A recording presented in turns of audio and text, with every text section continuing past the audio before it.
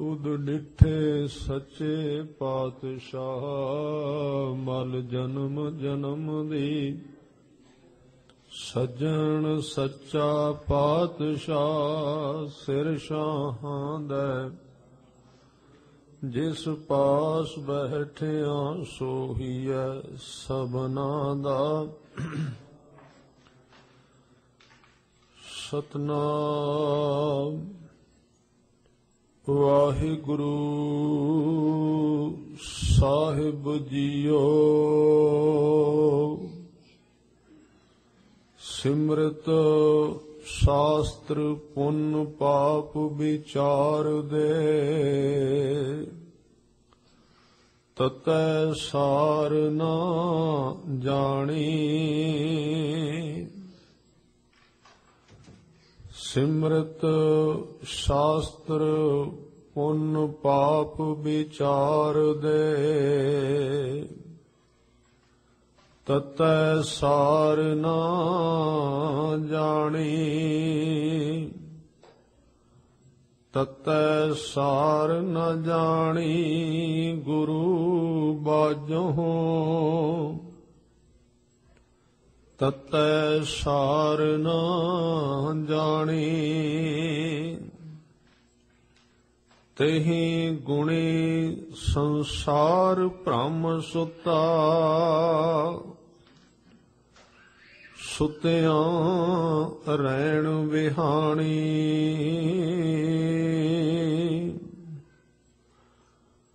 ਗੁਰ ਕਿਰਪਾ ਤੇ ਸੇ ਜਨ ਜਾਗੇ। ਜਿਨਾ ਹਰ ਮਨ ਵਸਿਆ।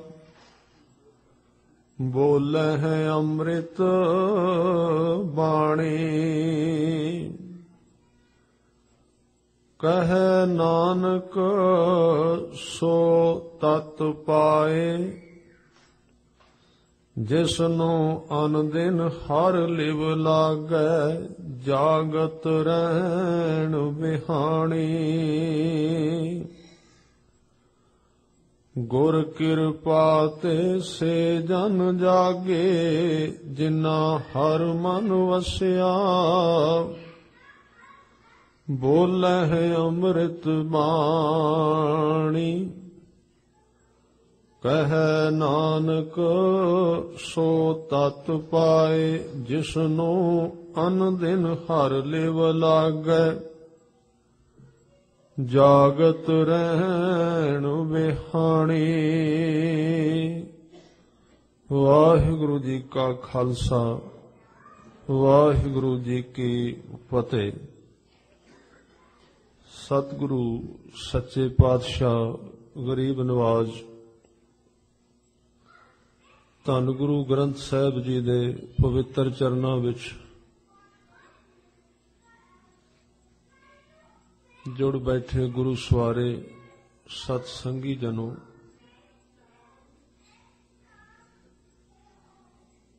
ਆਪ ਜੀ ਬੜੇ ਪਿਆਰ ਭਾਵਨਾ ਨਾਲ ਅੰਮ੍ਰਿਤ ਬਾਣੀ ਦਾ ਕੀਰਤਨ ਸਰਵਣ ਕਰ ਰਹੇ ਸੀ।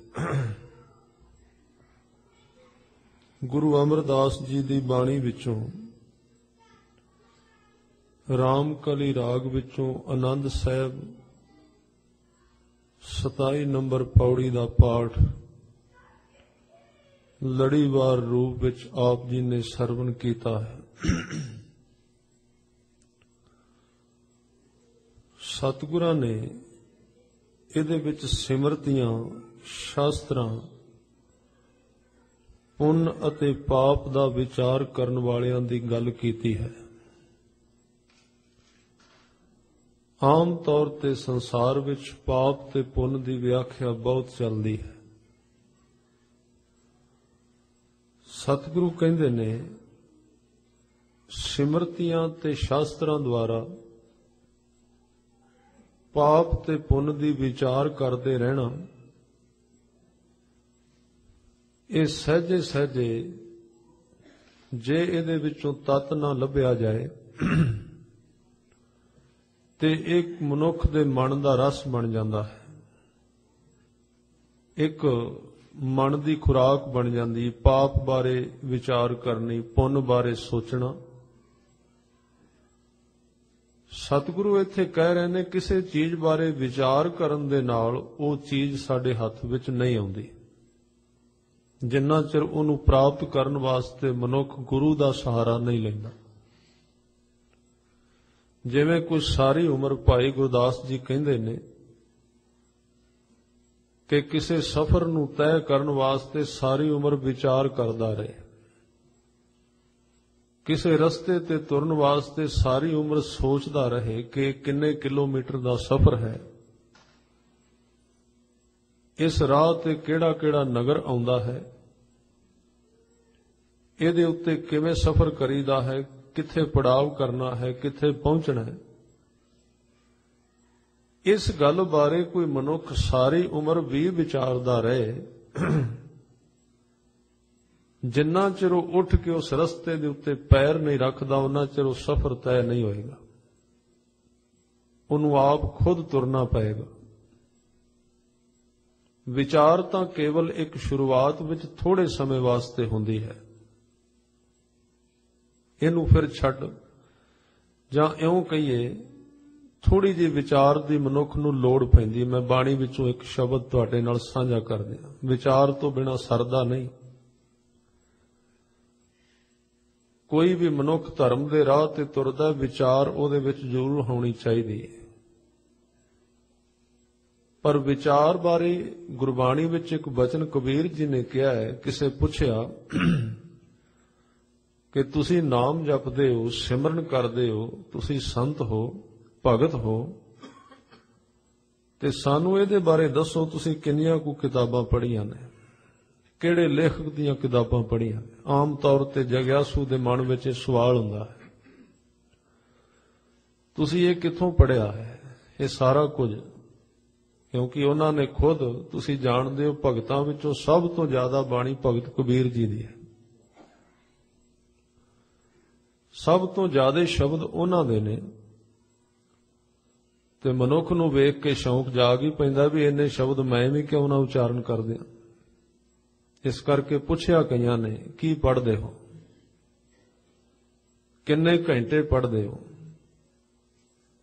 ਕਬੀਰ ਜੀ ਨੇ ਜਵਾਬ ਦਿੱਤਾ, ਕਹਿਣ ਲੱਗੇ ਕੁਝ ਕੁ ਪੜ੍ਹਦੇ ਹਾਂ, ਥੋੜਾ ਜਿਹਾ, ਕੁਝ ਬਿਲਕੁਲ ਥੋੜਾ ਜਿਹਾ। ਇੰਨਾ ਕੁ ਪੜ੍ਹਨ ਦੇ ਨਾਲ ਇੰਨਾ ਗਿਆਨ ਤੇ ਮਿਲਦਾ ਨਹੀਂ। ਕਹਿਣ ਲੱਗੇ ਨਹੀਂ, ਪੜ੍ਹਨਾ ਸਿਰਫ ਇਸ ਵਾਸਤੇ ਹੁੰਦਾ ਹੈ ਕਿ ਬੰਦੇ ਦਾ ਮਨ ਸਮਝ ਜਾਏ, ਤੇ ਜਦੋਂ ਮਨ ਸਮਝ ਜਾਂਦਾ ਫਿਰ ਗਿਆਨ ਉਹਦੇ ਵਿੱਚ ਆਪੇ ਹੀ ਹੈ, ਉਹਨੂੰ ਬਾਹਰੋਂ ਲਿਆਉਣਾ ਨਹੀਂ ਪੈਂਦਾ। ਸਮਝਣ ਦਾ ਮਤਲਬ ਮਨ ਜਿਹੜੀ ਜਿਹੜੀ ਥਾਂ ਤੇ ਮਨ ਦੇ ਕੇਂਦਰ ਨੇ ਉੱਥੇ ਉੱਥੇ ਮਨ ਟਿਕ ਜਾਏ, ਤੇ ਫਿਰ ਉਹਨੂੰ ਗਿਆਨ ਬਾਹਰੋਂ ਨਹੀਂ ਲੈਣਾ ਪੈਂਦਾ। ਕਿਉਂਕਿ ਜੋ ਬ੍ਰਹਮੰਡੇ ਸੋਈ ਪਿੰਡੇ, ਗਿਆਨ ਬਾਹਰੋਂ ਥੋੜੀ ਆਉਂਦਾ ਹੈ। ਜੇ ਗੁਰੂ ਸਾਹਿਬ ਕਹਿ ਰਹੇ ਨੇ ਸਭ ਕਿਛ ਘਰ ਮੈਂ ਬਾਹਰ ਨਾਹੀ, ਤੇ ਸਭ ਕਿਛ ਦੇ ਵਿੱਚ ਕੀ ਕੀ ਆਉਂਦਾ ਹੈ? ਉਹਦੇ ਵਿੱਚ ਗਿਆਨ ਵੀ ਤਾਂ ਆ ਸਕਦਾ ਨਾ।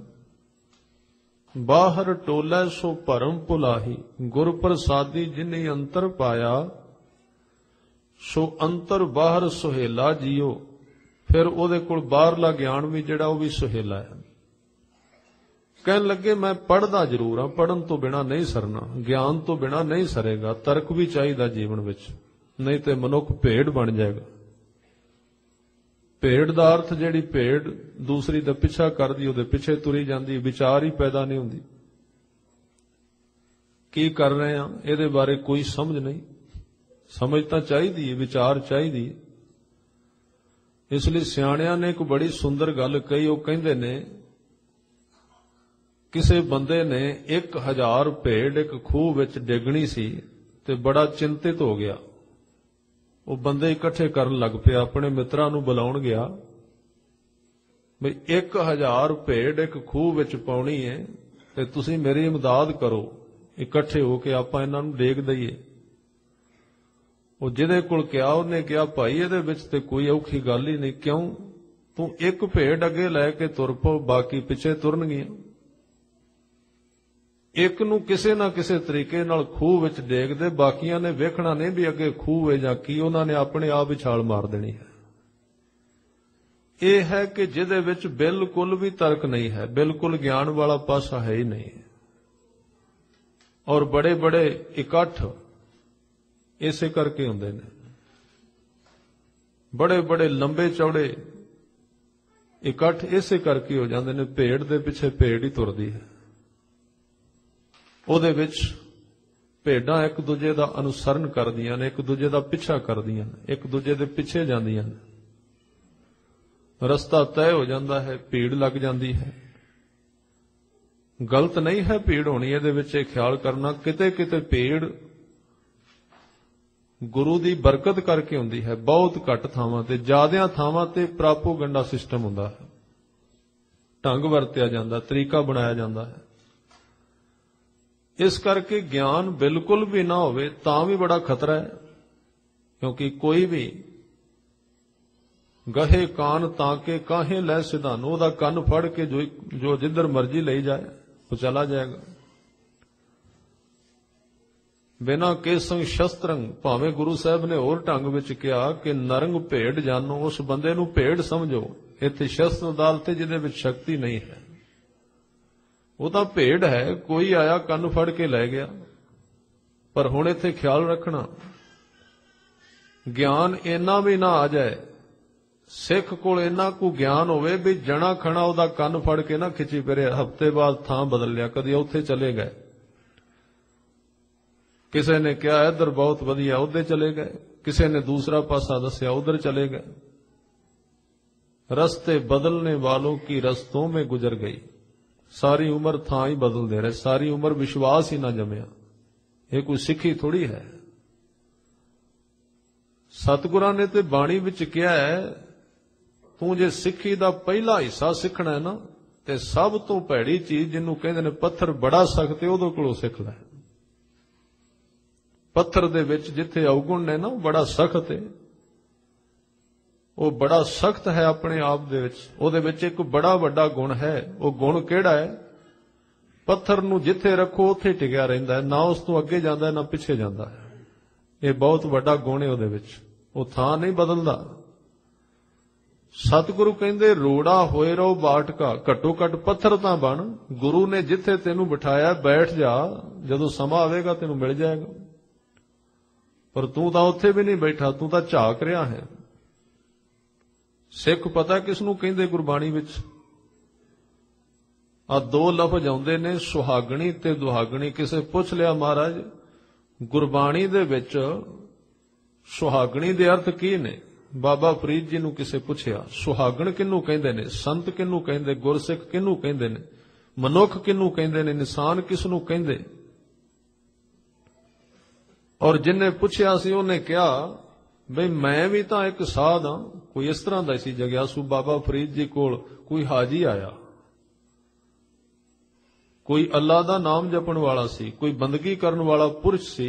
उन्हें आया ते उन्हें सवाल पूछया, फरीद जी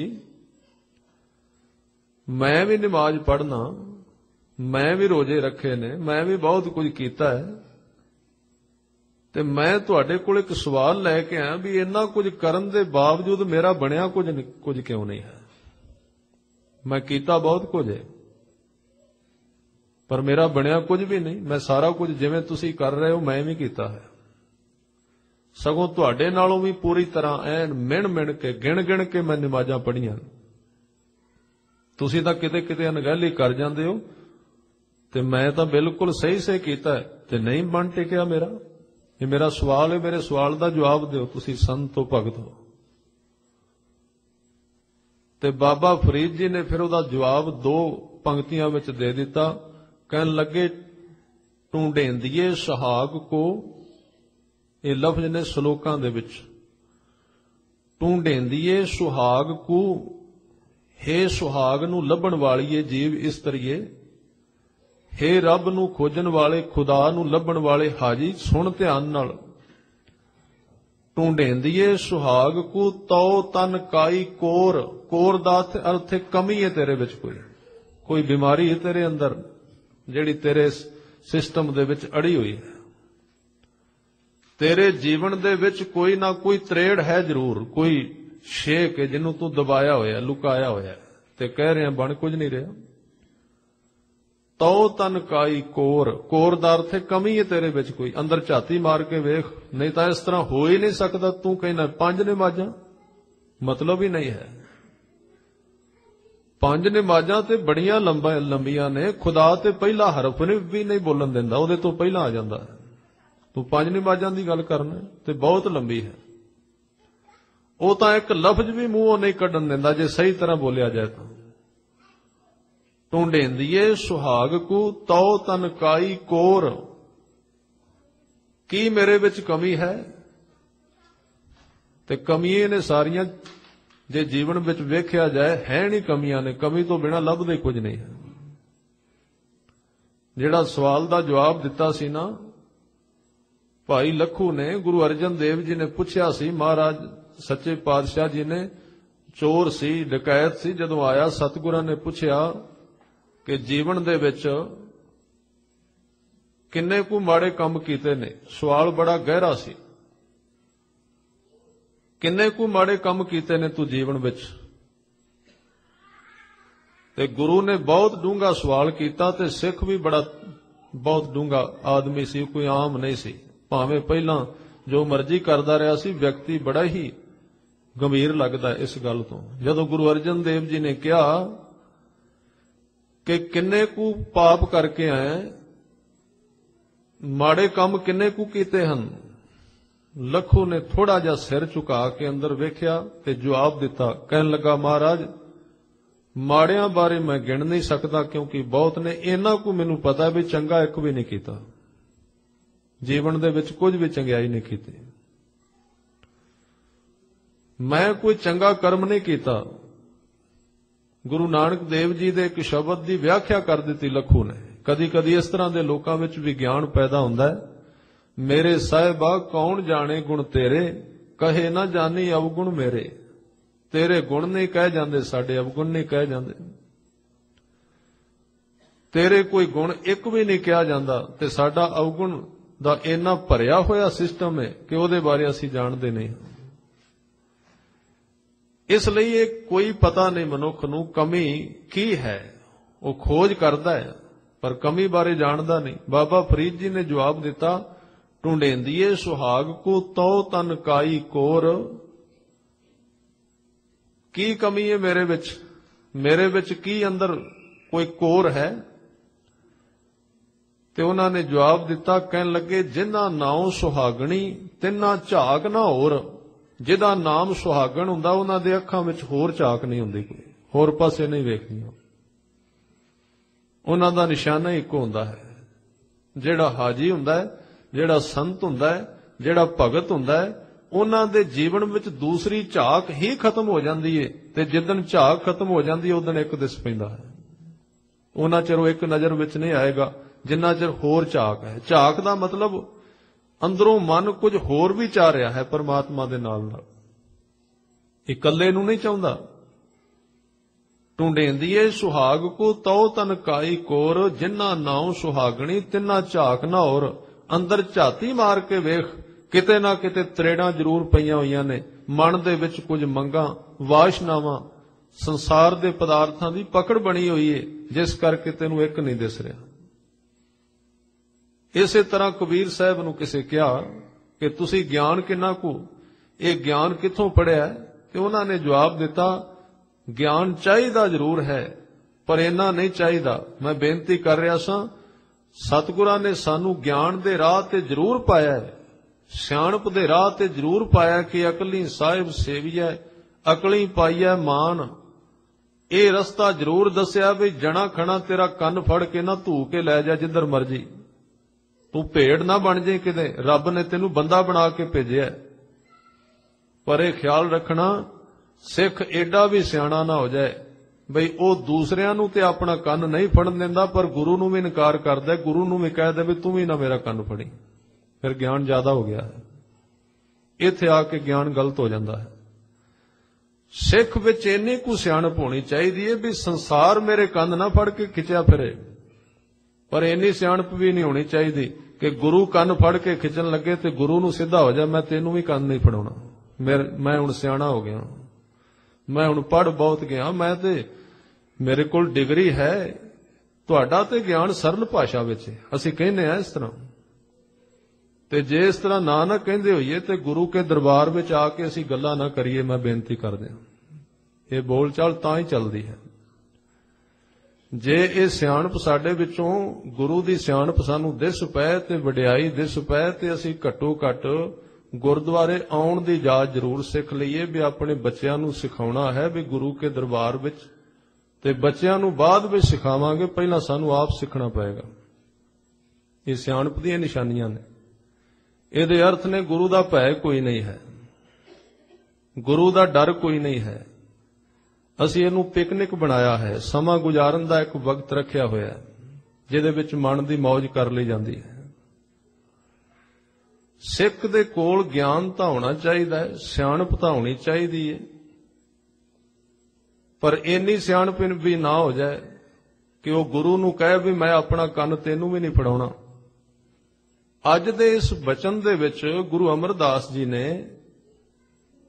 ਇਸ ਢੰਗ ਦੇ ਨਾਲ ਜਿਹੜੇ ਲੋਕ ਜ਼ਿਆਦੇ ਵਿਚਾਰ ਵਿੱਚ ਡੁੱਬਦੇ ਨੇ, ਉਹ ਵਿਚਾਰਾਂ ਵਿੱਚ ਫਸ ਜਾਂਦੇ ਨੇ, ਕਬੀਰ ਜੀ ਨੇ ਜਵਾਬ ਦਿੱਤਾ, ਕਹਿਣ ਲੱਗੇ ਗਿਆਨ ਇੰਨਾ ਕੁ ਮੈਂ ਪੜ੍ਹਿਆ ਕਿ ਮਨ ਸਮਝਾਵਣ ਕਾਰਨੇ ਕਛੁਵਕ ਪੜ੍ਹਿਆ ਗਿਆਨ। ਕਛੁਵਕ ਦਾ ਮਤਲਬ ਹੈ ਥੋੜਾ ਜਿਹਾ। ਮੈਂ ਪਿੱਛੇ ਬੇਨਤੀ ਕੀਤੀ ਸੀ ਨਾ, ਕਿਸੇ ਸਵਾਲ ਕੀਤਾ ਸੀ ਕਿ ਤੁਸੀਂ ਇਹ ਇੰਨੀ ਲੰਬੀ ਬਾਣੀ ਜਿਹੜੀ ਉਚਾਰੀ ਹੈ, ਤੁਸੀਂ ਜਾਣਦੇ ਹੋ ਬੜੀ ਲੰਬੀ ਬਾਣੀ ਹੈ ਕਬੀਰ ਸਾਹਿਬ ਦੀ, ਇਹ ਕਿੱਥੋਂ ਉਚਾਰਨ ਕਰ ਰਹੇ ਹੋ? ਉਥੋਂ ਦੇ ਬ੍ਰਾਹਮਣ ਵੀ ਘਬਰਾ ਗਏ, ਕਾਸ਼ੀ ਦੇ ਵੱਡੇ ਵੱਡੇ ਵਿਦਵਾਨ, ਉਹਨਾਂ ਦੇ ਮੂੰਹ ਵਿੱਚ ਉਂਗਲਾਂ ਪੈ ਗਈਆਂ ਵੀ ਇਹ ਸਭ ਕੁਝ ਕੀ ਹੋ ਰਿਹਾ ਹੈ। ਉਹਨਾਂ ਨੇ ਮਸਾਂ ਗਿਣ ਮਿਣ ਕੇ ਆਪਣੇ ਸਬਜੈਕਟ ਬਣਾਏ ਸਨ, ਉਸ ਢੰਗ ਦੇ ਨਾਲ ਉਹਨਾਂ ਨੇ ਆਪਣਾ ਲਿਖਿਆ ਸੀ, ਪਰ ਇਹ ਤੇ ਕਬੀਰ ਤਾਂ ਸਭ ਦਲ ਮਲ ਕੇ ਨਿਕਲ ਗਏ ਜਦੋਂ, ਤੇ ਉਸ ਵਕਤ ਫਿਰ ਉਹਨਾਂ ਨੇ ਕਿਹਾ ਵੀ ਇਹ ਕਿਵੇਂ? ਤੇ ਕਬੀਰ ਜੀ ਨੇ ਕਿਹਾ ਜ਼ਿਆਦਾ ਨਹੀਂ, ਸਿਰਫ ਮਨ ਸਮਝਾਉਣ ਵਾਸਤੇ। ਮਨ ਸਮਝਾਵਣ ਕਾਰਨ ਹੈ ਕਛੁਵਕ ਪੜ੍ਹਿਆ ਗਿਆਨ। ਜਾਣਕਾਰੀ ਇੰਨੀ ਕੁ ਚਾਹੀਦੀ ਏ ਕਿ ਬੰਦਾ ਆਪਣੇ ਮਨ ਨੂੰ ਸਮਝਾ ਲੈ। ਜਿਆਦੀ ਜਾਣਕਾਰੀ ਨਾਲ ਕੋਈ ਮਨ ਰੁਕਣ ਵਾਲਾ ਨਹੀਂ, ਉਹ ਤੇ ਉਹਨੇ ਮੰਨਣਾ ਤੇ ਤਾਂ ਰੁਕੇਗਾ ਨਾ। ਕਬੀਰ ਜੀ ਕਹਿੰਦੇ ਜਿਆਦੀ ਜਾਣਕਾਰੀ ਵੀ ਨਹੀਂ ਮਨ ਨੂੰ ਰੋਕ ਸਕਦੀ, ਉਹਦੇ ਨਾਲ ਨਾਲ ਉਹਨੂੰ ਤੁਰਨਾ ਪਏਗਾ ਜਿੱਧਰ ਉਸ ਜਾਣਕਾਰੀ ਵਿੱਚ ਕਿਹਾ ਗਿਆ ਹੈ। ਨਹੀਂ ਤੇ ਬੜਿਆਂ ਕੋਲ ਜਾਣਕਾਰੀ ਹੈ, ਬੜੇ ਲੋਕ ਜਾਣਦੇ ਨੇ, ਔਰ ਅਸੀਂ ਤਾਂ ਖਾਸ ਕਰਕੇ ਜਾਣਦੇ ਹਾਂ ਨਾ ਵੀ ਜਿਹੜੀਆਂ ਗੱਲਾਂ ਕੀਰਤਨ ਵਿੱਚ, ਕਥਾ ਵਿੱਚ, ਗੁਰਬਾਣੀ ਵਿੱਚ ਆਉਂਦੀਆਂ ਨੇ, ਅਸੀਂ ਤਾਂ ਹੀ ਨਹੀਂ ਸੁਣਦੇ ਕਿਉਂਕਿ ਅੰਦਰੋਂ ਮਨ ਕਹਿੰਦਾ ਹੈ ਤਾਂ ਸਾਨੂੰ ਪਹਿਲਾਂ ਆਉਂਦੀਆਂ ਨੇ, ਬਹੁਤ ਵਾਰੀ ਸੁਣੀਆਂ ਨੇ। ਇਹ ਅੰਦਰਲਾ ਗਿਆਨ ਅੰਦਰੋਂ ਬੋਲ ਪੈਂਦਾ ਹੈ। ਪਰ ਕਬੀਰ ਜੀ ਨੇ ਕਿਹਾ, ਕਹਿਣ ਲੱਗੇ ਮਨ ਜਾਣਤ ਸਭ ਬਾਤ, ਇਹਦੇ ਨਾਲ ਕੋਈ ਫਰਕ ਨਹੀਂ ਪਏਗਾ ਕਿ ਤੁਹਾਨੂੰ ਸਾਰੀਆਂ ਗੱਲਾਂ ਦਾ ਪਤਾ ਹੈ, ਇਹਦੇ ਨਾਲ ਕੋਈ ਫਰਕ ਨਹੀਂ ਪਏਗਾ। ਇਹਦਾ ਜੀਵਨ ਦੀ ਤਬਦੀਲੀ ਨਾਲ ਕੋਈ ਸੰਬੰਧ ਨਹੀਂ ਹੈ। ਮਨ ਜਾਣਤ ਸਭ ਬਾਤ, ਕਿਸੇ ਬੰਦੇ ਨੂੰ ਧਰਮ ਬਾਰੇ ਸਾਰੀਆਂ ਗੱਲਾਂ ਦਾ ਪਤਾ ਲੱਗ ਜਾਏ, ਜ਼ਰੂਰੀ ਨਹੀਂ ਕਿ ਉਹ ਧਾਰਮਿਕ ਹੋ ਗਿਆ ਹੈ। ਧਾਰਮਿਕ ਉਦਣ ਹੋਏਗਾ ਜਿਸ ਦਿਨ ਉਹਨਾਂ ਗੱਲਾਂ ਦੇ ਵਿੱਚ ਜਿਹੜੇ ਪਾਸੇ ਤੁਰਨ ਵਾਸਤੇ ਗੱਲ ਕਹੇਗੀ ਮਨੁੱਖ ਉਧਰ ਨੂੰ ਤੁਰ ਪਵੇ। ਉਹਨਾਂ ਚਿਰ ਕੀ ਹੈ, ਸਾਰੇ ਲੋਕ ਜਾਣਦੇ ਨੇ ਨਾਮ ਜਪਣਾ ਚਾਹੀਦਾ ਹੈ, ਇਹ ਪਾਪ ਹੈ, ਇਹ ਪੁੰਨ ਹੈ, ਇਹ ਸਭ ਕੁਝ, ਸਾਰਾ ਗਿਆਨ ਹੈ ਮਨੁੱਖ ਨੂੰ, ਹਰ ਇੱਕ ਚੀਜ਼ ਦਾ ਗਿਆਨ ਹੈ। ਤੇ ਮੈਂ ਪਿੱਛੇ ਜਿਹੜੀ ਬੇਨਤੀ ਕਰਕੇ ਆਇਆ ਦੁਹਰਾ ਦਿਆਂ, ਮਨੁੱਖ ਨੂੰ ਧਿਆਨ ਲਾਉਣ ਦਾ ਵੀ ਗਿਆਨ ਹੈ ਸਾਰਿਆਂ ਨੂੰ, ਕੋਈ ਵੀ ਇਹਦੇ ਤੋਂ ਖਾਲੀ ਨਹੀਂ। ਇਹ ਗੁਰੂ ਗ੍ਰੰਥ ਸਾਹਿਬ ਕਹਿ ਰਹੇ ਨੇ। ਆਮ ਤੌਰ ਤੇ ਮਨੁੱਖ ਇਹ ਕਹਿੰਦਾ ਹੈ ਨਾ ਵੀ ਇਹ ਨਾਮ ਜਪਣਾ ਜਾਂ ਧਿਆਨ ਲਾਉਣਾ ਜਾਂ ਰੱਬ ਨਾਲ ਸੁਰਤ ਜੋੜਨੀ, ਇਹ ਸਾਡੇ ਵੱਸ ਦੀ ਗੱਲ ਥੋੜੀ ਹੈ। ਇਹ ਤਾਂ ਬੜਾ ਔਖਾ ਕੰਮ ਹੈ। ਗੁਰੂ ਸਾਹਿਬ ਨੇ ਇਸ ਝੂਠ ਦੇ ਪੋਲ ਨੂੰ ਖੋਲਿਆ ਗੁਰਬਾਣੀ ਵਿੱਚ। ਤੈਨੂੰ ਸਭ ਕੁਝ ਆਉਂਦਾ ਹੈ ਪਰ ਤੂੰ ਜਾਣ ਬੁੱਝ ਕੇ ਨਹੀਂ ਕਰ ਰਿਹਾ, ਔਰ ਬੜੀ ਪਿੱਛੇ ਖਿੱਚ ਕੇ ਲੈ ਗਏ। ਕਹਿਣ ਲੱਗੇ ਜਦੋਂ ਅਜੇ ਤੇਰਾ ਸਰੀਰ ਵੀ ਪੂਰਾ ਨਹੀਂ ਸੀ ਨਾ ਬਣਿਆ, ਅਜੇ ਤੂੰ ਜਨਮ ਨਹੀਂ ਸੀ ਲਿਆ, ਪੁੱਠਾ ਲਟਕ ਰਿਹਾ ਸੀ, ਜੇ ਤੈਨੂੰ ਅੱਜ ਧਿਆਨ ਲਾਉਣ ਦੀ ਜਾਚ ਨਹੀਂ, ਸਿਮਰਨ ਕਰਨ ਦੀ ਜਾਚ ਨਹੀਂ, ਅਰਦਾਸ ਕਰਨ ਦੀ ਜਾਚ ਨਹੀਂ, ਉਦੋਂ ਕਿੱਥੋਂ ਆ ਗਈ ਤੇਰੇ ਕੋਲ? ਜਦੋਂ ਤੈਨੂੰ ਨਾ ਭਾਸ਼ਾ ਹੁੰਦੀ ਸੀ, ਨਾ ਤੇਰੇ ਤੋਂ ਬੋਲਿਆ ਜਾਂਦਾ ਸੀ। ਇਹ ਗੁਰੂ ਨਾਨਕ ਸਾਹਿਬ ਜੀ ਦੀ ਬਾਣੀ ਹੈ ਪਹਿਰੇ, ਉਹਦੇ ਵਿੱਚ ਸਤਿਗੁਰਾਂ ਨੇ ਕਿਹਾ ਹੈ, ਪਹਿਲੇ ਪਹਿਰੇ ਰਹਿਣ ਕੈ ਵਣਜਾਰਿਆ ਮਿੱਤਰਾ, ਖਸਮ ਸੇਤੀ ਅਰਦਾਸ। ਉਸ ਵਕਤ ਤੂੰ ਰੱਬ ਦੇ ਚਰਨਾਂ ਵਿੱਚ ਅਰਦਾਸ ਕਰ ਰਿਹਾ ਸੀ, ਹੁਣ ਕਹਿੰਦੇ ਅਰਦਾਸ ਸਾਨੂੰ ਨਹੀਂ ਆਉਂਦੀ, ਭਾਈ ਸਾਹਿਬ ਕਰਨਗੇ ਕਿਉਂਕਿ ਅਸੀਂ ਰੱਖੇ ਹੋਏ ਨੇ। ਅਸੀਂ ਥੋੜੀ ਕਰਨੀ ਹੈ ਅਰਦਾਸ, ਅਸੀਂ ਉਹਨਾਂ ਨੂੰ ਕਾਹਦੇ ਵਾਸਤੇ ਰੱਖਿਆ। ਤੇ ਇੱਕ ਗੱਲ ਮੈਨੂੰ ਯਾਦ ਆ ਗਈ, ਤੁਹਾਡੇ ਨਾਲ ਸਾਂਝੀ ਕਰਨੇ। ਕੋਈ ਅਮੀਰ ਜਾਦੇ ਕਿਤੇ ਲੈ ਗਿਆ ਕਿਸੇ ਭਾਈ ਸਾਹਿਬ ਨੂੰ ਵੀ ਅਸੀਂ ਨੀਂਹ ਪੱਥਰ ਰੱਖਣਾ ਆਪਣੇ ਮਕਾਨ ਦਾ, ਤੇ ਤੁਹਾਨੂੰ ਪਤਾ ਹੈ ਮਾਇਆ ਜ਼ਿਆਦੀ ਹੋ ਜਾਏ ਤੇ ਮਤ ਘੱਟ ਹੋ ਜਾਂਦੀ ਹੈ। ਇਹ ਕੁਦਰਤੀ ਹੈ, ਆਪਣੇ ਆਪ ਕੁਦਰਤ ਦਾ ਨਿਯਮ ਹੈ। ਕਿਤੇ ਕਿਤੇ ਹੋਏਗਾ ਵੀ ਮਾਇਆ ਵੀ ਹੋਵੇ ਤੇ ਬੰਦੇ ਵਿੱਚ ਮਤ ਵੀ ਨਾਲ ਕੰਮ ਕਰਦੀ ਹੋਵੇ। ਲੈ ਕੇ ਚਲੇ ਗਏ, ਅਰਦਾਸ ਕਰੋ ਜੀ ਮਕਾਨ ਦੀ ਨੀਂਹ ਪੱਥਰ ਰੱਖਣਾ। ਹੁਣ ਅਰਦਾਸ ਨੂੰ ਅਸੀਂ ਇਹ ਸਮਝਿਆ ਵੀ ਇੱਕ ਬੰਦੇ ਨੂੰ ਆਉਂਦੀ ਅਰਦਾਸ ਦਾ ਸਾਡੇ ਨਾਲ ਤੇ ਕੋਈ ਸੰਬੰਧ ਹੀ ਨਹੀਂ ਹੈ। ਉਹਨਾਂ ਨੇ ਕਿਹਾ ਵੀ ਅਰਦਾਸ ਘੱਟੋ ਘੱਟ ਜੋੜੇ ਦਾ ਲਾਓ ਤੁਸੀਂ, ਮੈਂ ਅਰਦਾਸ ਤਾਂ ਹੀ ਕਰਾਂਗਾ। ਇੰਨਾ ਤਾਂ ਤੁਹਾਨੂੰ ਸਤਿਕਾਰ ਕਰਨਾ ਹੀ ਪਏਗਾ ਅਰਦਾਸ ਦਾ ਵੀ ਸਿਰ ਢੱਕ ਲਓ, ਕਿਰਪਾ ਕਰੋ ਤੇ ਆ ਜੋੜੇ ਲਾ ਦਿਓ। ਚਲੋ ਕਿਸੇ ਤਰ੍ਹਾਂ ਵੀ ਹੋਇਆ। ਫਿਰ ਉਹਨਾਂ ਨੇ ਕਿਹਾ ਭਾਈ ਅਰਦਾਸ ਦੇ ਵਿੱਚ ਜਦੋਂ ਮੈਂ ਕਹਾਂਗਾ ਨਾ ਬੋਲੋ ਜੀ, ਤੇ ਤੁਸੀਂ ਵਾਹਿਗੁਰੂ ਕਹਿਣਾ ਜ਼ਰੂਰ। ਉਹ ਕਹਿੰਦੇ ਜੀ 100 ਰੁਪਇਆ ਤੁਹਾਨੂੰ ਅਰਦਾਸ ਦਾ ਦੇਣੇ ਆ, 100 ਤਾਂ ਦੇਣਾ ਹੀ ਹੈ ਪਹਿਲਾਂ, ਆ 10 ਹੋਰ ਲੈ ਲਓ, ਵਾਹਿਗੁਰੂ ਵੀ ਤੁਸੀਂ ਆਪ ਹੀ ਕਹਿਣਾ ਹੈ, ਅਸੀਂ ਸਾਡੇ ਵੱਸ ਦਾ ਕੰਮ ਨਹੀਂ ਹੈ। ਇਹ ਵਾਹਿਗੁਰੂ ਅਸਾਂ ਨਹੀਂ ਕਹਿਣਾ, ਇਹ ਕੰਮ ਤੁਹਾਡਾ ਹੈ। ਕਿਉਂ? ਸਾਨੂੰ ਇਹਦੀ ਜਾਂਚ ਹੀ ਨਹੀਂ ਹੈ। ਤੇ ਗੁਰੂ ਨਾਨਕ ਸਾਹਿਬ ਕਹਿੰਦੇ ਨੇ ਤੂੰ ਝੂਠ ਬੋਲ ਰਿਹਾ ਹੈ, ਜਾਂਚ ਕਿਉਂ ਨਹੀਂ? ਤੂੰ ਤੇ ਜਨਮ ਲੈਣ ਤੋਂ ਪਹਿਲਾਂ ਅਰਦਾਸ ਕਰ ਰਿਹਾ ਸੀ ਆਪ। ਉਰਦ ਤਪ ਅੰਤਰ ਕਰੇ ਵਣਜਾਰਿਆ ਮਿੱਤਰਾ, ਖਸਮ ਸੇਤੀ ਅਰਦਾਸ। ਤੂੰ ਜਨਮ ਲੈਣ ਤੋਂ ਪਹਿਲਾਂ ਹੀ ਕਰ ਰਿਹਾ ਸੀ। ਅਜੇ ਤੇਰੇ ਵਿੱਚ ਬੋਲਣ ਦੀ ਸ਼ਕਤੀ ਨਹੀਂ ਸੀ। ਤੈਨੂੰ ਇਹ ਨਹੀਂ ਸੀ ਪਤਾ ਵੀ ਪੰਜਾਬੀ ਵਿੱਚ ਅਰਦਾਸ ਕਰਨੀ ਹੈ, ਇੰਗਲਿਸ਼ ਵਿੱਚ, ਉਰਦੂ ਵਿੱਚ, ਅਰਬੀ, ਫਾਰਸੀ, ਕਾਹਦੇ ਵਿੱਚ ਕਰਨੀ ਹੈ, ਬੋਲਣਾ ਕਿਵੇਂ ਹੈ। ਅਰਦਾਸ ਕਰ ਰਿਹਾ ਸੀ ਕਿਉਂ? ਮੁਸੀਬਤ ਸੀ, ਲੋੜ ਸੀ, ਤਾਂ ਕਰਕੇ। ਹੁਣ ਤੂੰ ਤਾਂ ਨਹੀਂ ਕਰਦਾ ਵੀ ਤੂੰ ਇਹਦੀ ਲੋੜ ਨਹੀਂ ਸਮਝਦਾ, ਇਹਦੀ ਜ਼ਰੂਰਤ ਨਹੀਂ ਸਮਝ ਰਿਹਾ ਤੂੰ, ਇਸ ਕਰਕੇ ਤੂੰ ਅਰਦਾਸ ਨਹੀਂ ਕਰ ਰਿਹਾ। ਇਸ ਲਈ ਧਰਮ ਜੀਵਨ ਦੀ ਲੋੜ ਹੋਵੇ ਤਾਂ ਧਰਮ ਕਮਾਇਆ ਜਾਏਗਾ, ਖਿਆਲ ਵਿੱਚ ਰੱਖਣਾ। ਨਹੀਂ ਤੇ ਕੋਈ ਧਰਮ ਨਹੀਂ ਕਮਾਇਆ ਜਾਏਗਾ, ਜਿੰਨਾ ਮਰਜ਼ੀ ਆਪਾਂ ਕੋਈ ਆਪਣੇ ਆਪ ਨੂੰ ਧਾਰਮਿਕ ਸਮਝ ਲਈਏ। ਜਿੰਨਾ ਚਿਰ ਸਾਨੂੰ ਬਾਣੀ ਦੀ ਲੋੜ ਨਹੀਂ, ਕੋਈ ਅਸੀਂ ਸਮਝਦੇ ਨਹੀਂ ਕਿ ਇਹਦੇ ਤੋਂ ਬਿਨਾਂ ਸਾਡਾ ਸਰਦਾ ਨਹੀਂ, ਉਹਨਾਂ ਚਿਰ ਕੋਈ ਬਾਣੀ ਸਾਡਾ ਉਧਾਰ ਨਹੀਂ ਕਰੇਗੀ। ਜੇ ਸਾਡਾ ਜੀਵਨ ਸਾਨੂੰ ਇਹ ਹੈ ਵੀ ਜੀਵਨ ਤਾਂ ਆਪ ਹੀ ਚੱਲ ਰਿਹਾ ਹੈ, ਤਾਂ ਫਿਰ ਧਰਮ ਦੇ ਵਿੱਚ ਸ਼ੌਂਕ ਪੈਦਾ ਹੋਣ ਵਾਲੇ ਨਹੀਂ ਹੈ। ਕੋਈ ਮਤਲਬ ਹੀ ਨਹੀਂ ਕਿ ਉਹ ਜੀਵਨ ਵਿੱਚ ਕੋਈ ਪਿਆਰ, ਪ੍ਰੇਮ, ਭੈ, ਅਦਬ ਗੁਰੂ ਪ੍ਰਤੀ ਪੈਦਾ ਹੋ ਜਾਏ। ਕਦੀ ਨਹੀਂ ਹੋ ਸਕਦਾ ਜਿੰਨਾ ਚਿਰ ਸਾਨੂੰ ਉਹਦੀ ਲੋੜ ਨਹੀਂ ਪੈਂਦੀ। ਭਗਤ ਜੀ ਨੇ ਤੇ ਕਿਹਾ, ਸਤਿਗੁਰਾਂ ਨੇ ਵੀ ਕਿਹਾ ਕਿ ਮੋਹੇ ਮਛਲੀ ਤੁਮ ਨੀਰ, ਤੁਝ ਬਿਨ ਕਿਉਂ ਸਰੈ। ਤੇਰੇ ਤੋਂ ਬਿਨਾ ਮੇਰਾ ਸਰਦਾ ਨਹੀਂ। ਤੇ ਜਿਹਦਾ ਧਰਮ ਤੋਂ ਬਿਨਾ ਸਰ ਗਿਆ ਉਹ ਧਰਮੀ ਕਿਵੇਂ ਹੈ? ਜਿਹਦਾ ਚੱਲ ਗਿਆ ਉਹ ਕਿਵੇਂ ਧਾਰਮਿਕ ਹੋ ਸਕਦਾ ਹੈ? ਉਹ ਤੇ ਇੱਕ ਫਿਲਮਾਂਕਣ ਕਰ ਰਿਹਾ ਧਰਮ ਦਾ, ਉਹ ਤੇ ਕੋਈ ਨਾਟਕ ਖੇਡ ਰਿਹਾ ਹੈ। ਜਿਵੇਂ ਨਾਟਕ ਦੇ ਵਿੱਚ ਲੋਕ ਰੋਂਦੇ ਨੇ, ਅਸਲ ਵਿੱਚ ਨਹੀਂ ਰੋਂਦੇ, ਉਹ ਸਿਰਫ ਨਾਟਕ ਬਣਾ ਰਹੇ ਨੇ, ਫਿਲਮਾਂਕਣ ਕਰ ਰਹੇ ਨੇ। ਨਾਟਕ ਵਿੱਚ ਲੋਕ ਹੱਸਦੇ ਨੇ, ਇਸ ਤਰ੍ਹਾਂ ਉਹ ਹੱਸ ਰਿਹਾ ਹੈ। ਨਾਟਕ ਦੇ ਵਿੱਚ ਲੋਕ ਕਿੰਨਾ ਕੁਝ ਕਰਦੇ ਨੇ, ਫਿਲਮਾਂਕਣ ਦੇ ਵਿੱਚ ਕਿੰਨਾ ਕੁਝ ਕਰ ਰਹੇ ਨੇ, ਉਹ ਅਸਲੀਅਤ ਵਿੱਚ ਨਹੀਂ ਹੈ। ਜਿੰਨਾ ਚਿਰ ਧਰਮ ਦੀ ਲੋੜ ਮਹਿਸੂਸ ਨਾ ਹੋਈ, ਮਨੁੱਖ ਦੇ ਸਵਾਸ ਨਾ ਰੁਕੇ ਧਰਮ ਤੋਂ ਬਿਨਾ, ਇਹ ਅਵਸਥਾ ਨਾ ਆਈ ਕਿ ਆਖਾਂ ਜੀਵਾਂ ਵਿਸਰੈ ਮਰ ਜਾਉਂ, ਉਹਨਾਂ ਚਿਰ ਮਨੁੱਖ ਧਰਮ ਕਮਾਏਗਾ ਸਿਰਫ ਨਾਟਕੀ ਢੰਗ ਦੇ ਨਾਲ ਦਿਖਾਉਣ ਵਾਸਤੇ। ਇਸ ਲਈ ਇਹ ਜੀਵਨ ਦੀ ਲੋੜ, ਗੁਰੂ ਨਾਨਕ ਸਾਹਿਬ ਕਹਿੰਦੇ ਇਹ ਤਾਂ ਤੂੰ ਸਰਾਸਰ ਝੂਠ ਬੋਲ ਰਿਹਾ ਹੈ ਕਿ ਤੈਨੂੰ ਅਰਦਾਸ ਕਰਨ ਦੀ ਜਾਚ ਨਹੀਂ। ਅੱਜ ਤੂੰ ਕਹਿੰਦਾ ਮੈਨੂੰ ਵਾਹਿਗੁਰੂ ਬੋਲਣਾ ਵੀ ਨਹੀਂ ਆਉਂਦਾ, ਤੂੰ ਤਾਂ ਖੁਦ ਅਰਦਾਸ ਕਰ ਰਿਹਾ ਸੈਂ। ਕਿਉਂ? ਮੁਸੀਬਤ ਸੀ ਤੇਰੇ ਉੱਤੇ, ਤੂੰ ਕਹਿ ਰਿਹਾ ਸੈਂ ਕਿ ਮੇਰੀ ਜਾਨ ਛੁਡਾਓ। ਖਸਮ ਸੇਤੀ ਅਰਦਾਸ, ਖਸਮ ਸੇਤੀ ਅਰਦਾਸ ਵਖਾਣਾ, ਉਰਦ ਧਿਆਨ ਲਿਵ ਲਾਗਾ। ਧਿਆਨ ਵੀ ਤੇਰਾ ਲੱਗਾ ਹੋਇਆ ਸੀ। ਇਸ ਲਈ ਮੈਂ ਬੇਨਤੀ ਕਰਾਂ, ਧਿਆਨ ਲਾਉਣ ਵਾਸਤੇ ਕਿਸੇ ਕੋਲ ਨਹੀਂ ਜਾਣਾ ਪੈਂਦਾ। ਕੋਈ ਮੈਡੀਟੇਸ਼ਨ ਕੇਂਦਰ ਨਹੀਂ ਜਿਹੜਾ ਧਿਆਨ ਸਿਖਾ ਦੇਗਾ। ਧਿਆਨ ਉਦੋਂ ਲੱਗੇਗਾ ਜਦੋਂ ਲੋੜ ਪੈਗੀ, ਉਸ ਤੋਂ ਪਹਿਲਾਂ ਧਿਆਨ ਨਹੀਂ ਲੱਗੇਗਾ। ਧਿਆਨ ਉੱਥੇ ਲੱਗੇਗਾ ਜਿੱਥੇ ਪ੍ਰੇਮ ਹੋਵੇਗਾ, ਸ਼ੌਂਕ ਹੋਵੇਗਾ ਜਾਂ ਲੋੜ ਹੋਏਗੀ। ਇਹ ਤਿੰਨ ਚੀਜ਼ਾਂ ਹੋਣਗੀਆਂ, ਧਿਆਨ ਆਪੇ ਪੈਦਾ ਹੋ ਜਾਏਗਾ। ਇਹ ਲਾਇਆ ਥੋੜੀ ਲੱਗਦਾ ਹੈ ਧਿਆਨ। ਇਹ ਤਾਂ ਹਠ ਹੈ, ਇਹ ਤਾਂ ਧੱਕੇਖੋਰੀ ਹੈ ਧਿਆਨ ਨੂੰ ਲਾਉਣਾ। ਗੁਰਮਤਿ ਵਿੱਚ ਧਿਆਨ ਦੇ ਅਰਥ ਨੇ ਧਿਆਨ ਲੱਗੇਗਾ ਉੱਥੇ। ਕਿਵੇਂ ਨਾ ਲੱਗੇਗਾ ਧਿਆਨ? ਜਦੋਂ ਭੁੱਖ ਲੱਗੇਗੀ ਧਿਆਨ ਆਪਣੇ ਆਪ ਲੱਗੇਗਾ, ਪ੍ਰਸ਼ਾਦੇ ਵਿੱਚ ਰੋਟੀ ਵਿੱਚ ਆਪਣੇ ਆਪ ਹੀ ਲੱਗ ਜਾਏਗਾ, ਉੱਥੇ ਲਾਉਣਾ ਨਹੀਂ ਪਏਗਾ। ਧਿਆਨ ਲਾਉਣ ਦੇ ਗੁਰਮਤਿ ਵਿੱਚ ਅਰਥ ਪਹਿਲਾਂ ਨਹੀਂ ਹਨ, ਪਹਿਲਾਂ ਪ੍ਰੇਮ ਹੈ, ਖਿਆਲ ਕਰਨਾ। ਧਿਆਨ ਬਾਅਦ ਵਿੱਚ ਹੈ। ਸਤਿਗੁਰੂ ਕਹਿੰਦੇ ਪਹਿਲਾਂ ਪ੍ਰੇਮ ਕਰ, ਤੇ ਤੈਨੂੰ ਪਤਾ ਹੋਣਾ ਚਾਹੀਦਾ ਤੇਰਾ ਜਿੱਥੇ ਪ੍ਰੇਮ ਹੋਏਗਾ ਧਿਆਨ ਤੂੰ ਖਿੱਚ ਕੇ ਕੱਢਣਾ ਵੀ ਚਾਹਿਆ ਧਿਆਨ ਉਹਦੇ ਵਿੱਚੋਂ ਨਿਕਲੇਗਾ ਨਹੀਂ, ਫਸ ਜਾਏਗਾ ਉਹਦੇ ਵਿੱਚ। ਪ੍ਰੇਮ ਹੈ ਨਹੀਂ, ਕਿਵੇਂ ਧਿਆਨ ਕਰੇਗਾ?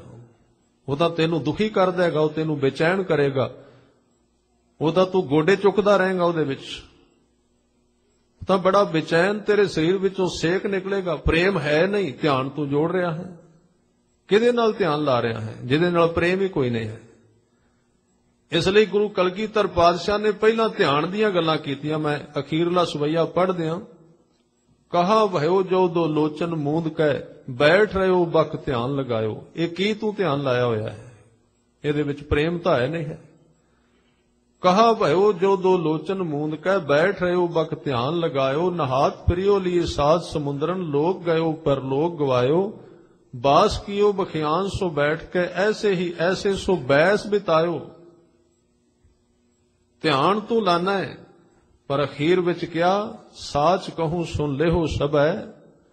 जिन प्रेम कियो तिन ही प्रभ पायो। प्रेम कर ध्यान आपे लग जाएगा। इसलिए गुरमत विच ध्यान बाद विच है, प्रेम पहला है। वो अपने आप जुड़ेगा, अपने आप लगेगा।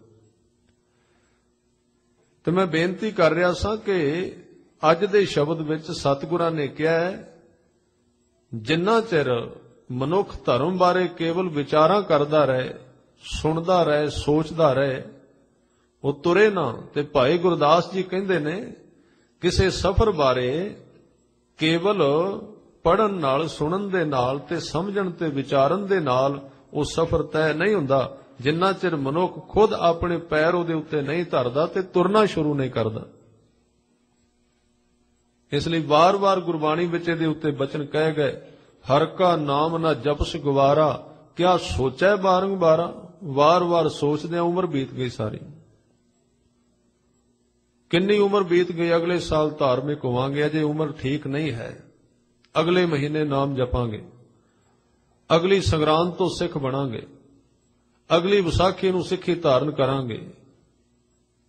ਪਰ ਇਹ ਸਮੇਂ ਦਾ ਅਰਥ ਹੀ ਇਹ ਹੈ ਜਿਸ ਦੇ ਵਿੱਚ, ਜਿਹਨੂੰ ਆਪਾਂ ਕੱਲ ਕਹਿੰਦੇ ਆ ਨਾ, ਕੱਲ ਸ਼ਬਦ ਵਰਤਿਆ ਜਾਂਦਾ ਹੈ। ਜਿਵੇਂ ਅੱਜ ਹੈ, ਆਪਾਂ ਕਹਿੰਦੇ ਕੱਲ, ਆਉਣ ਵਾਲਾ ਕੱਲ। ਇਹ ਕੱਲ ਸ਼ਬਦ ਜਿਹੜਾ ਕਾਲ ਤੋਂ ਬਣਿਆ ਹੈ, ਕਾਲ ਤੋਂ। ਕਾਲ ਦਾ ਮਤਲਬ ਟਾਈਮ, ਸਮਾਂ।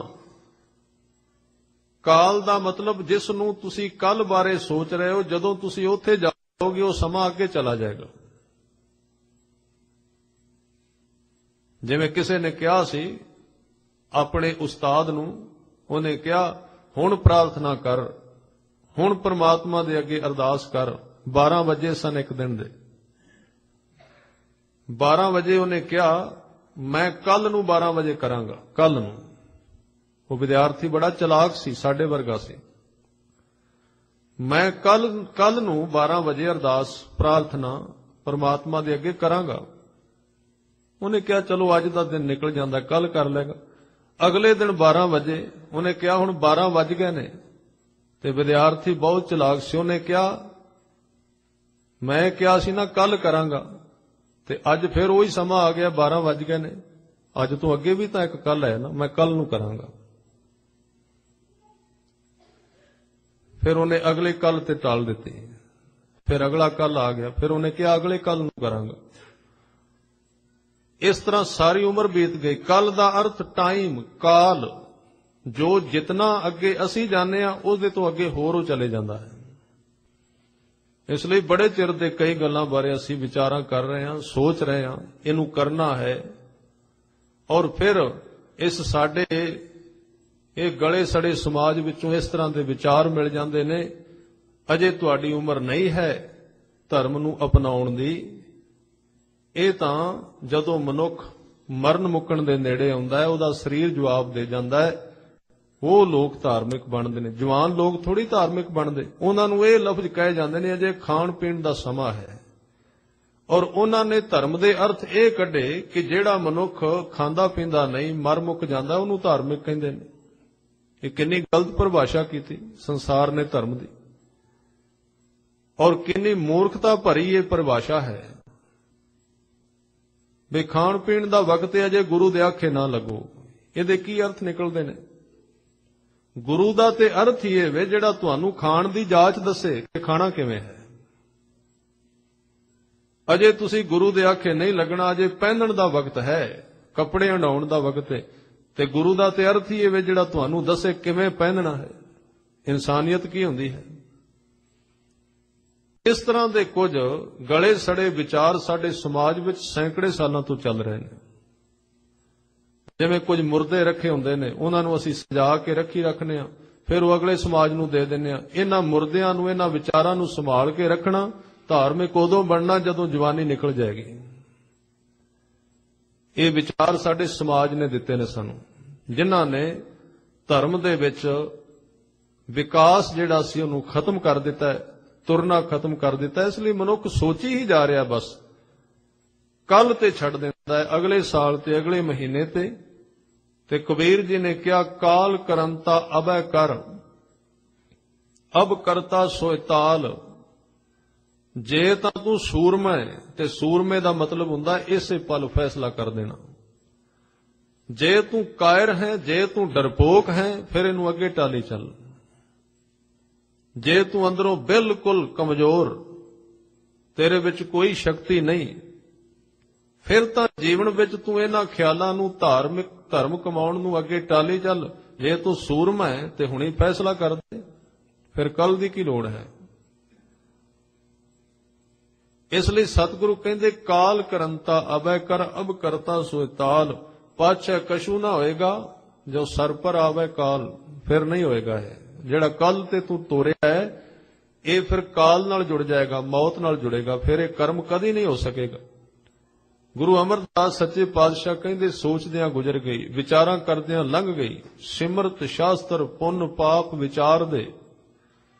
ਸਿਮਰਤੀਆਂ ਵਿੱਚ ਕੀ ਲਿਖਿਆ ਹੋਇਆ ਹੈ, ਧਾਰਮਿਕ ਗ੍ਰੰਥਾਂ ਵਿੱਚ ਕੀ ਲਿਖਿਆ ਹੋਇਆ ਹੈ, ਇਹ ਸੋਚਦੇ ਗੁਜ਼ਰ ਗਏ। ਸਿਮਰਤ, ਇਹ ਸਿਮਰਤੀਆਂ 27 ਸਿਮਰਤੀਆਂ ਹਨ ਜਿਹੜੀਆਂ।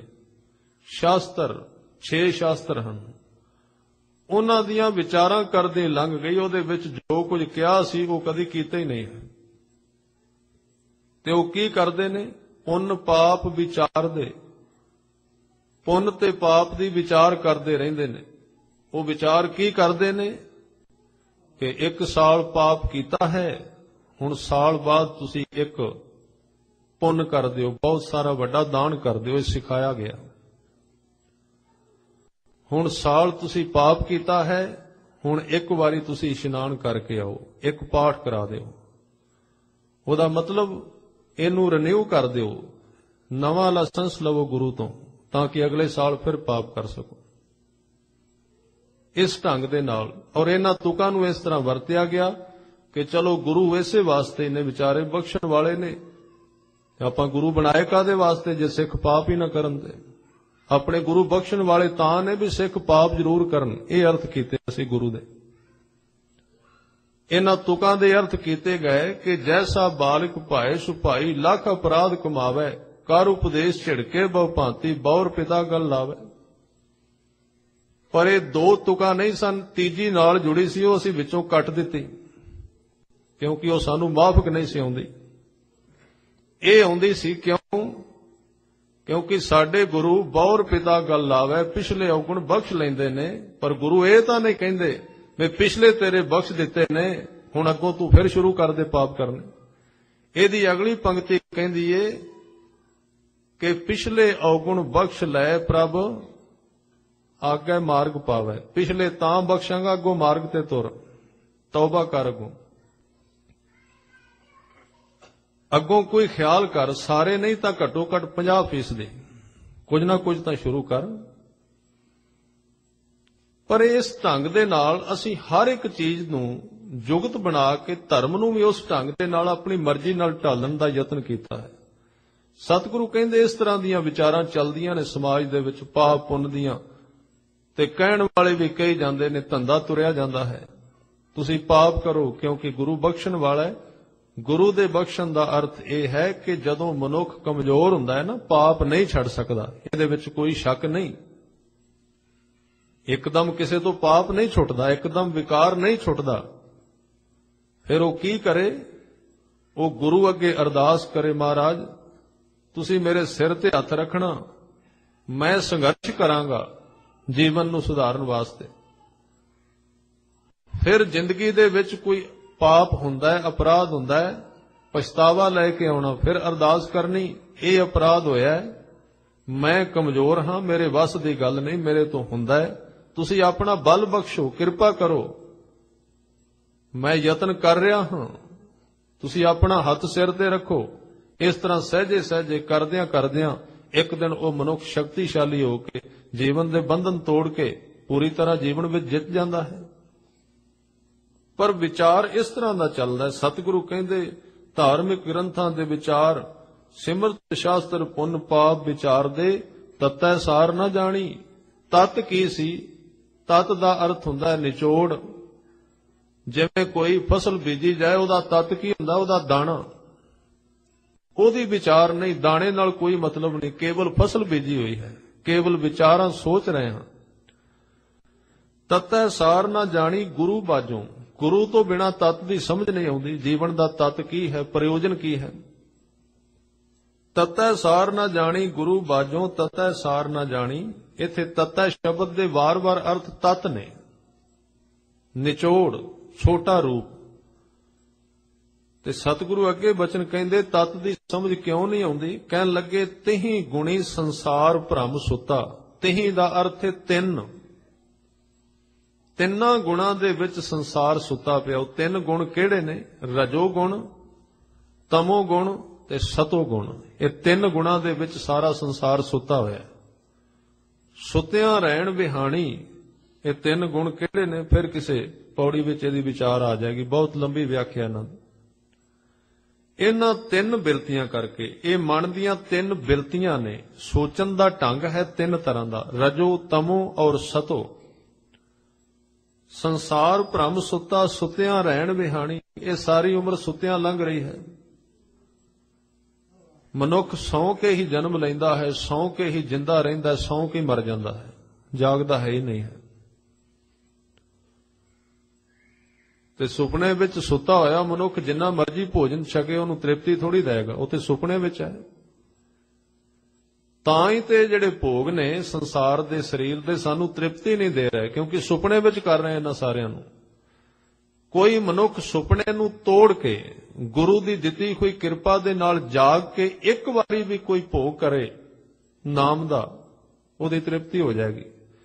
ਪਰ ਸੁਪਨੇ ਵਿੱਚ ਪੀਤਾ ਹੋਇਆ ਪਾਣੀ ਕਦੀ ਪਿਆਸ ਨਹੀਂ ਬੁਝਾਏਗਾ। ਸੁਪਨੇ ਵਿੱਚ ਖਾਧਾ ਹੋਇਆ ਭੋਜਨ ਕਦੀ ਮਨੁੱਖ ਦੀ ਭੁੱਖ ਨਹੀਂ ਮਿਟਾਏਗਾ। ਆ ਸਾਰਾ ਜੀਵਨ ਸੌਂ ਕੇ ਮਨੁੱਖ ਕੰਮ ਕਰੀ ਜਾਂਦਾ, ਇਹਦੀ ਕਦੀ ਤ੍ਰਿਪਤੀ ਨਹੀਂ ਹੋਏਗੀ।